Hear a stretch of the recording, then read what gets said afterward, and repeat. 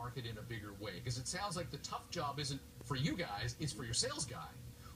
Well, actually, we are not necessarily looking to sell into China right now. Our production, you're looking at the current facilities. The United States has the largest nuclear fleet of any country in the world at this time. And domestic production in the United States is only about 10% of what the consumption of uranium or use of uranium is in the United States. So we've got a very, very large U.S. market through which we can produce and sell into right in our own backyard. We don't have to look to necessarily sell uranium in China. You don't feel the need to go to China? No, I don't feel the need at all because of the demand side here, and the contracts that have been issued recently are for spot or short duration contracts in the U.S.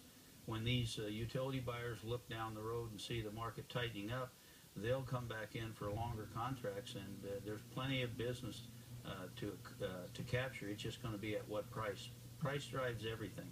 What about Europe? We know that there's been a pushback on nuclear, particularly Germany, et cetera, because of Fukushima.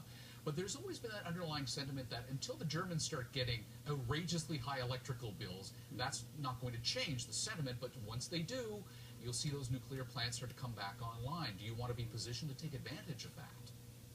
Well, I think we will be positioned to do. We've had contracts for European utilities in the past. We don't currently have any. But we're used to dealing with the European utility producers. But I suppose, to your point, even if you aren't in regions like Asia, etc., that invisible hand will raise the price globally, so you can capture the benefit, even if you're not in that part of the world. Yes, I believe that's correct. Gentlemen, thank you so much for your time and insight. All the best to you. Thank you. Thank you. Steve Antony is the president and CEO of Energy Fuels, and Dennis Higgs, the executive chairman of Uranerz.